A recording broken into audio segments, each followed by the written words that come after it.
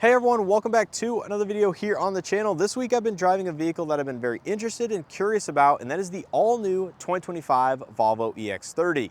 Now, I actually laid eyes on the EX30 for the first time at my local regional auto show a few weeks after the Chicago Auto Show because my local dealership got their very first EX30 allocated to them, assuming for demo or for sale to the consumer. And that was actually one of the earlier units that was built in China, as is this vehicle sitting right here. But since then, Volvo has reallocated production to Belgium. So I believe all the EX30s coming in after a certain point are built and produced in Belgium, at least for sale here in the US market, to help mitigate losses in regards to recently or ongoing tariff situations by the current administration.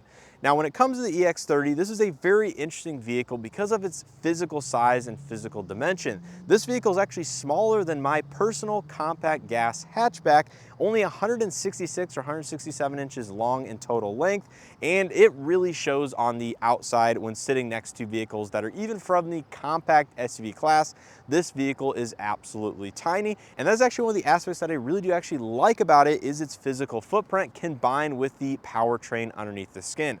Now, here in North America, it only comes with the performance all-wheel drive drivetrain as standard, so you can't get the rear-wheel drive only version of this vehicle. Only comes with one battery capacity, and ultimately, there's only two trim levels with two different equipment levels available for this vehicle currently. Overall, over the last 6 days or so with this vehicle, I've actually been really impressed by a number of aspects about this vehicle, including how the vehicle drives, the ride quality, the performance all-wheel drive drivetrain, and the build quality is actually very good as well. But when it comes to some of the interior elements, specifically with the minimalistic interior and the software-defined vehicle, meaning all the controls and elements are controlled on the infotainment system, that is where the interior, or just the EX30 in general, really starts to let me down. So without further ado, let's not waste time getting into everything both I like and dislike over the last week with the all-new Volvo EX30.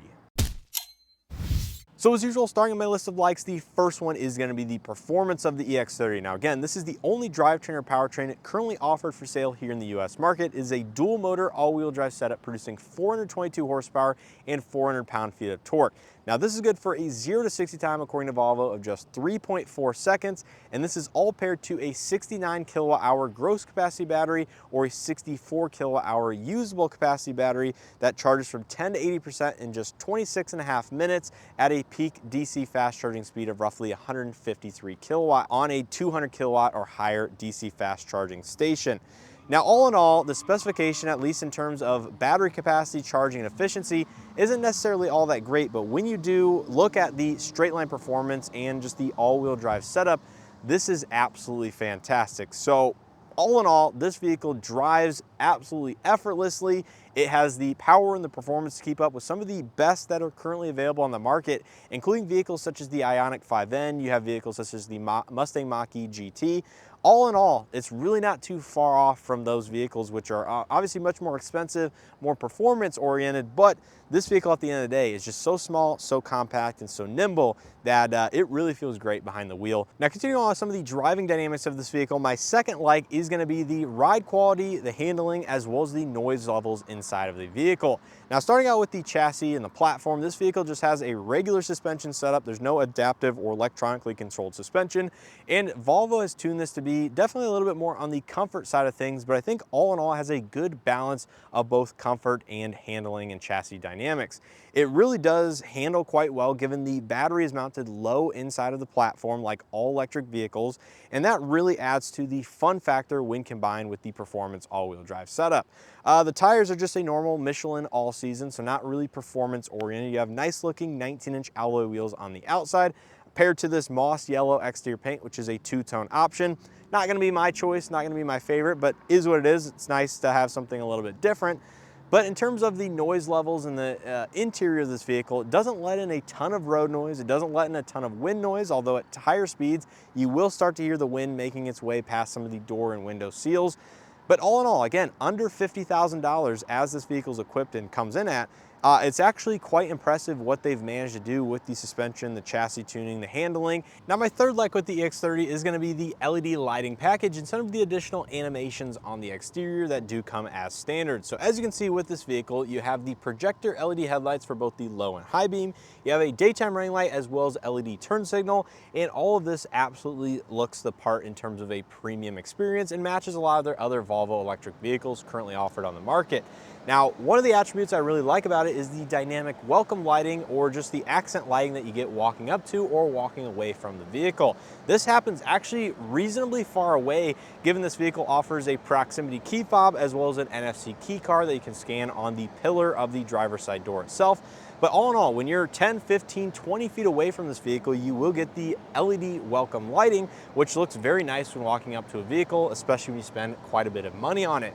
Now at the rear of the vehicle, you get a similar amount of LED welcome lighting. It does a dynamic animation at the back of the vehicle. And I like these split LED accent taillights also that just give it a slightly different distinguishing look out on the roadway among a lot of other very similar looking SUVs that are currently offered for sale. Now on the interior, the LED lighting continues on as well, with the animated interior lighting on the door panels and the front dashboard, which can choose from a few different themes on the main infotainment system. So if you like different color combinations, you like it fading from a pink, purple, blue, or a green, yellow, red, all of that is possible with the different selections for the ambient interior lighting. So I like the fact that it's not only dynamic in its nature and moves across the vehicle and changes with your mood or whatever, but it just looks fantastic, looks the part, and looks much more premium, I have to say, than a mid to upper $40,000 price point. Now moving on to my fourth like, that is actually going to be in regards to the premium audio system made by Harman Kardon, which you can see the branding mounted on the center channel or the center soundbar located on the dashboard.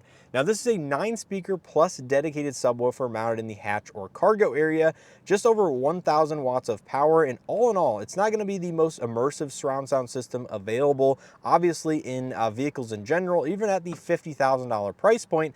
However, it sounds actually pretty good and does provide a very high quality sound behind the wheel.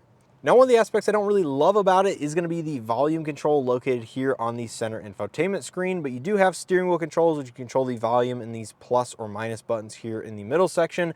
But to activate the sound control here on the inner infotainment, there's a dedicated button there, and you can basically slide this slider from left and right, hit the plus or minus right here to adjust all that. And then there is going to be the dedicated EQ settings, which you can do via the app control. You go into settings, so you go on to sound, and then it will give you some EQ adjustments for the all, driver, or rear for the sound stage and where it's going. You have the Quantum Logic surround sound, which you turn from off, low, medium, high. And then you do have dedicated EQ, which you can see there is a dedicated band chart here, which you can adjust individually. But all in all, I think it actually sounds pretty good. You can do the subwoofer separately, and it's quite reasonable and more than acceptable in this sub $50,000 price point. Now I think my final like is going to be in regards to the proximity key access, or the walk up, walk away, lock and unlock programming and functionality of the system. Now, like I mentioned just a few seconds ago, you have both a NFC key card and some sort of proximity key transponder. So the NFC key card can be scanned here on the driver's side pillar. So simply do this, it will unlock the vehicle, and then similarly, you can lock the vehicle by just tapping and scanning it right there in or out of the vehicle. Now, in addition to this, you have a proximity handle only on the driver's side. So it does have a touchpad right here, which you can simply press that. It will lock the vehicle when the proximity transponder is nearby. And then you can walk up to the vehicle, just touch the backside, and will unlock. Now, unfortunately, the proximity handle is not located on any other handle, so it's just the driver's side. But for the most part, this system has been working well enough to where the vehicle is already unlocked, doing its animated lighting sequence on the exterior and getting ready to be booted up on the inside when you're more than 10 feet away. So the programming of the proximity key and how it's worked, and the reliability and consistency of it has been very, very good on the EX30, better than that of some other Volvo or even the Polestar 3 product that I tested earlier this year. So I think that's basically going to do it for all the dedicated likes about the Volvo EX30. Now let's get into things that I didn't love so much about it, and hint, this list will be substantially longer than the likes list. So getting on to my first dislike, that is going to be the interior layout due to the lack of physical buttons and knobs and switches, because Volvo has gone all to the software-centric main infotainment touchscreen. So with the Volvo EX30, you're gonna have basically nothing on the door panels outside of your driver door handle release and the ambient LED interior lighting, which I think is behind the center armrest here and shines on the entire back cloth portion. Left of the steering wheel, again, basically no buttons outside of your wiper stalk, automatic high beam assist turn signals, and on the right side you have the column mounted gear shift selection, which is, a normal thing for most electric vehicles these days. But in front of the driver, you can see you have no screen for speedometer or digital gauge cluster, just the forward attention camera system. And then over here for the main highlight of the interior is the touchscreen infotainment.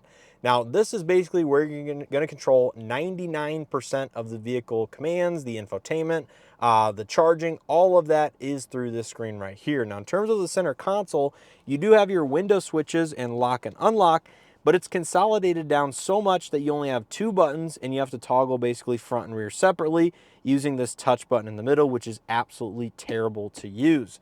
So, really all in all, I get that there is a minimalistic desire in society, or maybe for technology people that like a more minimalistic interior, but as a whole, you have like no physical controls, and it just makes the day-to-day living with this vehicle that much more difficult. I would love to see just a mix of a, simplistic interior, which still has, mirror controls. It still has window buttons, window switches, easier to use steering wheel buttons and things like that, rather than going all the way to the other extreme of ripping out all the physical buttons and knobs, because, just changing the volume, using the radio, all of this is more difficult than a normal traditional interior. And yes, I know Volvo has kind of gotten away from that in their last couple generations of vehicles, but it's just not my preference. It's not what I like living with. Getting in and out of different manufacturers' vehicles on a weekly basis, I like the more traditional interior.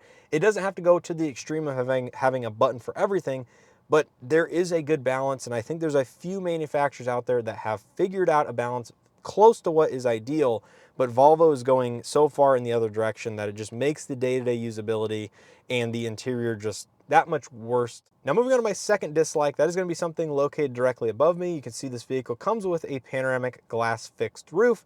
However, there is no integrated power sunshade, and that is the aspect that bothers me most. Now, on vehicles like this, they are going to be heavily tinted, so it rejects a lot of the UV and heat coming into the cabin. However, you cannot get rid of all of the heat entering the cabin, and generally speaking, on a hot 90+ summer degree day, the glass itself heats up so much that it starts to radiate inside of the cabin.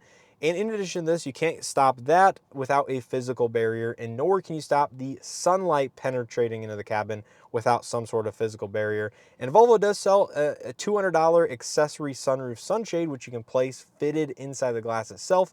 But to me, that is not the right way to do it. You should just have a switch, a button, or a touch button if you want to do it on the touchscreen with a power operatable shade.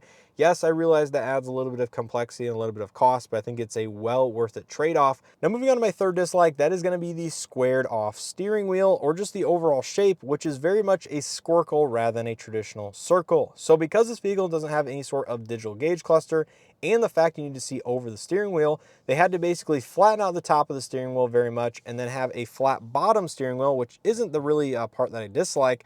But this is the second vehicle in like 3 or 4 weeks that have had a very peculiar, oddly shaped steering wheel.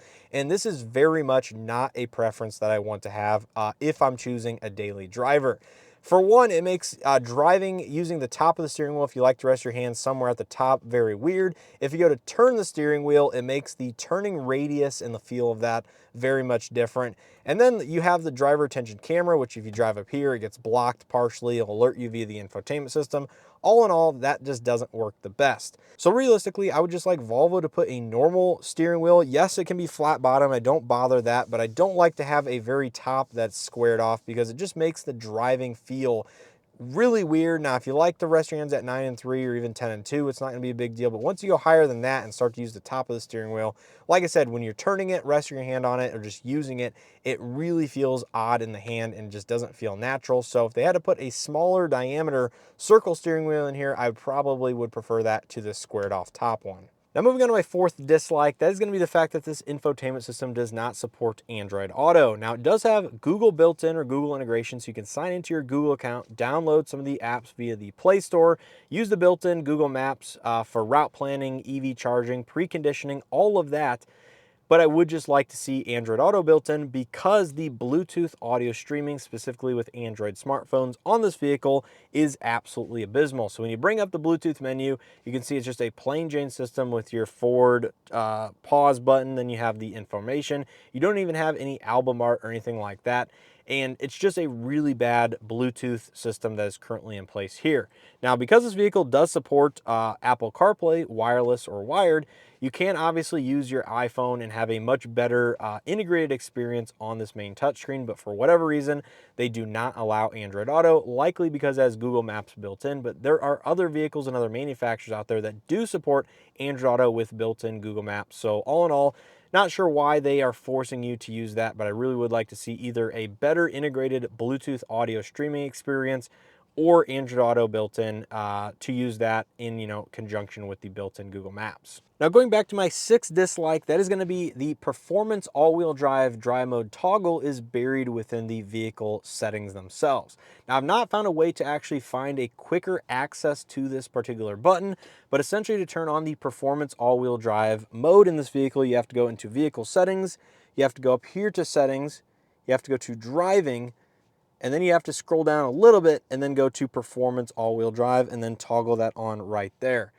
There's no other quick access button, which I wish could be done via maybe this page right here where you just bring up the vehicle settings and you can have it maybe at the bottom or something like that, because I really enjoy using the performance all-wheel drive mode in this vehicle. I drove it almost every single day with that on, and to just go through 4 or 5 button presses to get to that setting and turn it on is very clunky, very complex, and I think there's going to be people that want to use that more so than, just me out there. So having it as a quick access on the bottom, there's plenty of room here for one extra one, would be very nice to see. And then my final dislike here with the EX30 is not necessarily going to be the amount of rear seat space. This is my actual driving position. You can see my knees are just barely brushing the back of the seat, and I don't have a lot of footroom down below. But it's going to be the fact that this vehicle does not have any sort of rear AC vents for, here in the center console or even on the B pillars themselves. Now, yes, I understand this is a compact vehicle, so maybe that's not going to be expected by a lot of people out there. But I think at the $50,000 price point, you should have some sort of rear AC vents here in the center console or on the B pillars. There's not really any room on the roof to add them in this particular vehicle, but it would be a nice feature and amenity to have, given there's no rear heated seats, nothing like that.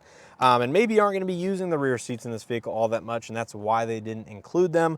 But I think it would be a nice handy feature to have just for a little bit of additional airflow and comfort back here, given some of the other roominess and comfort attributes are a little bit limited. And I do foresee people using the rear seats, just maybe not too often, given the physical size. But all in all, that is going to really wrap up this video on my dedicated likes and dislikes with the 2025 Volvo EX30. If you guys enjoyed this video and or found it helpful, make sure to hit that like button below, subscribe if you haven't already. Let me know your thoughts and opinions down in the comment section below, and if you agree or disagree or want to add anything, feel free to leave that down there as well. And all in all, the Volvo EX30 is a very interesting experience, given that it's a mix of great driving dynamics, great powertrain, decent range or okay range, okay charging, but really the interior is great build quality, decent design. It's just very minimalistic and centers everything around that center infotainment touchscreen to control everything, which I absolutely do not like, and it makes it more difficult and complex to use on a daily basis. So that's basically where I'm going to leave that. Let me know your opinions and thoughts on that down in the comment section below. I want to give a huge thanks to Volvo for sending this vehicle out for me to test and review for you guys. And of course, you guys for watching and supporting. Make sure to check out my dedicated driving impressions on this vehicle if you want to know exactly how it drives, it feels, it sounds here on the interior at speeds. And with all that being said, I hope to see you guys in the next one.